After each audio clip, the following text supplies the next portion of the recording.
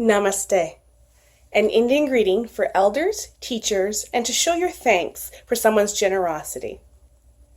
Our story today is an ancient tale from India, in a province called Punjab. Once upon a time, there was a soldier who died, and he left behind a widow and a son. Now, they were a kind and generous family. Unfortunately, they were very poor. So the son realized that he would need to go and make his own way into the world. Going to his mother, he asked her if she had 4 shillings. "My son, I'm so sorry. We have no money." "Look in your father's coat. Perhaps you can find some there." And reaching into his father's jama pocket, he found 6 shillings. So he kept 4 for himself and gave the other 2 to his mother so that she would have something to live on. And off he set into the world.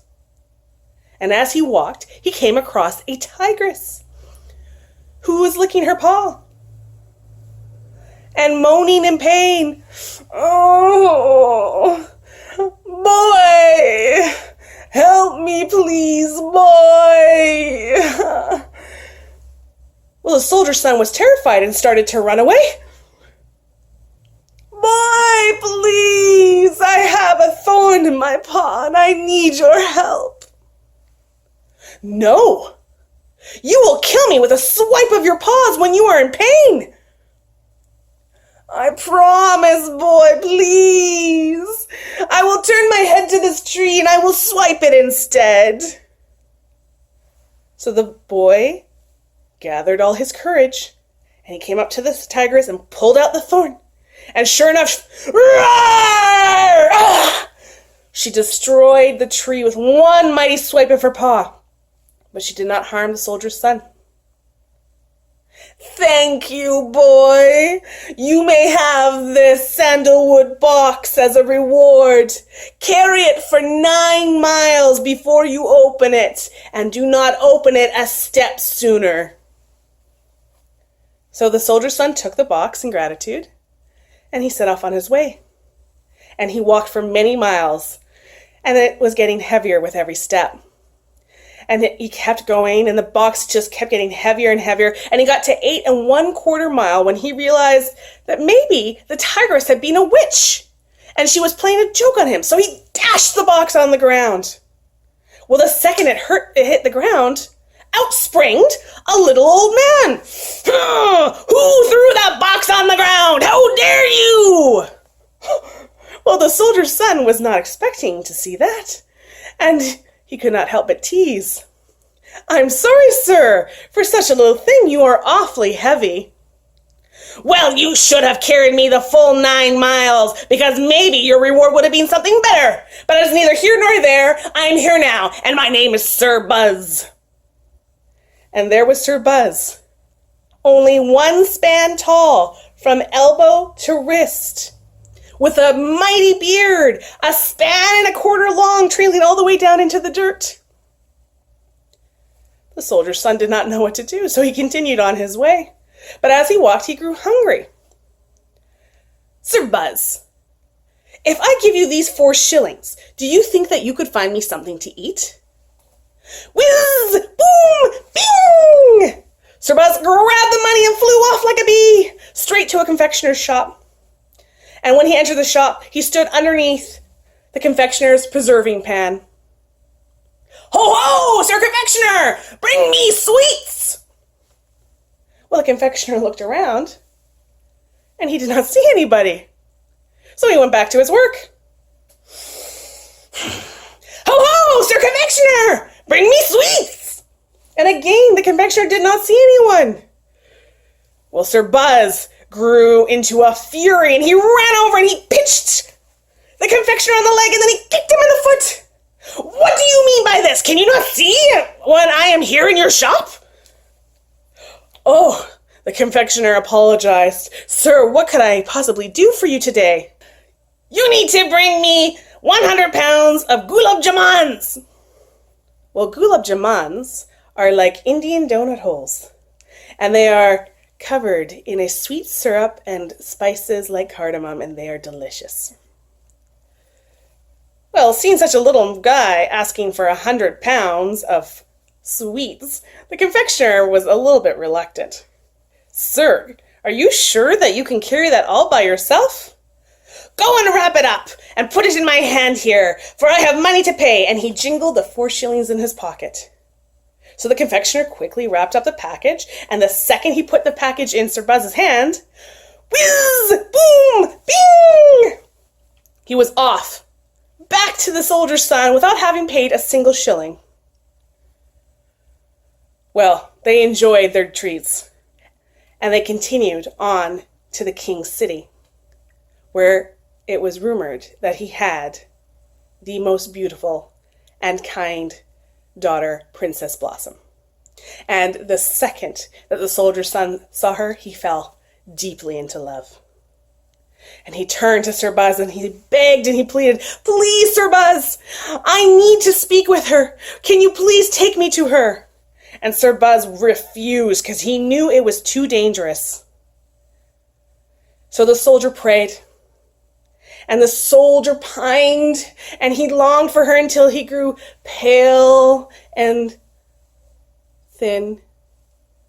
And Sir Buzz finally took pity, put him in his hand, and carried him to the sleeping princess's chamber.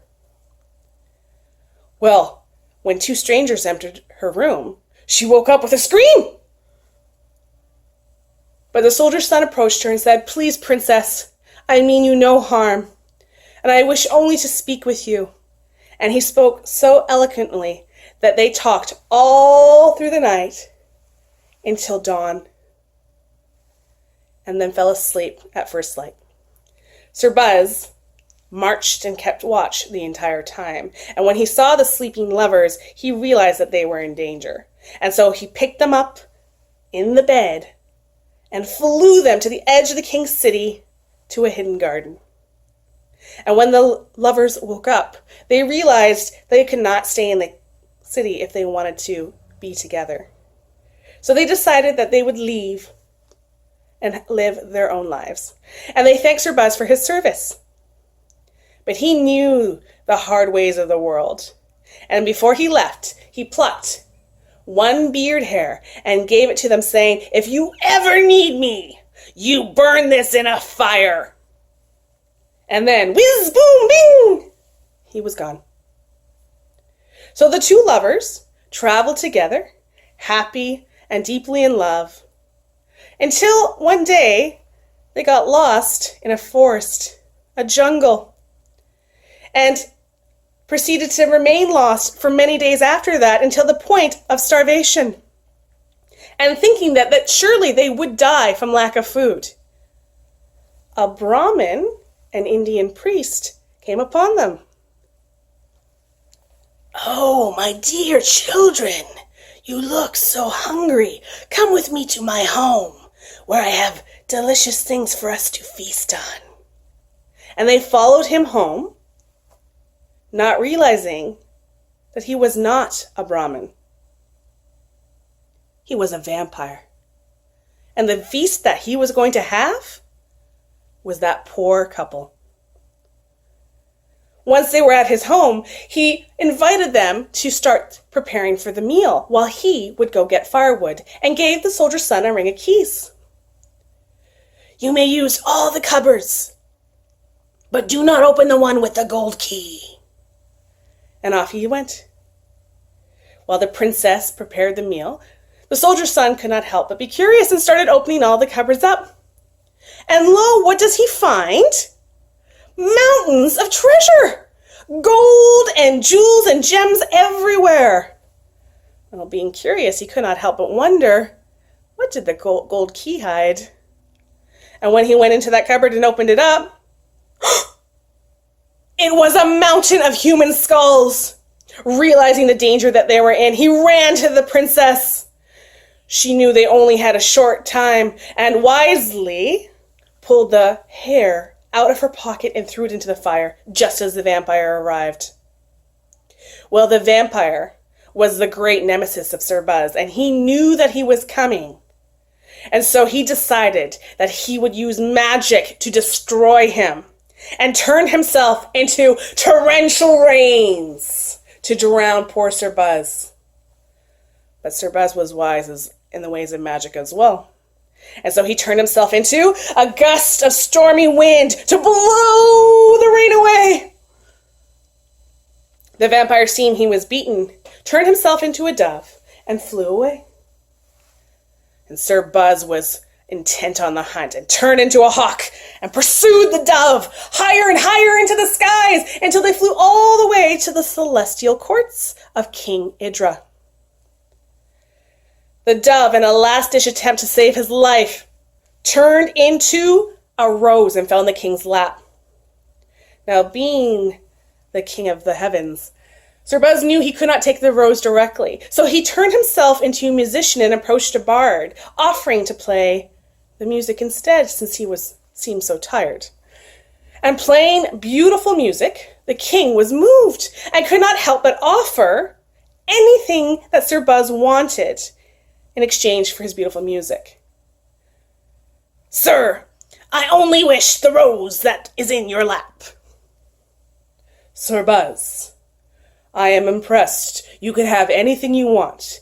And while this is a rose that fell from the heavens, you shall have it." And threw the rose to Sir Buzz.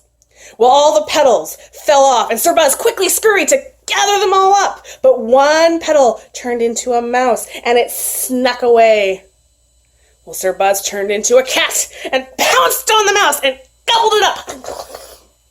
Then he flew back to the princess and the soldier's son. He gathered them up in one hand and all the vampire's treasure in another. And then he flew back to the mother's home, where they lived as a family happily, never to see Sir Buzz ever again. Thank you for listening to my tale of magic, bravery, and love. And thank you for being such a wonderful audience. Namaste.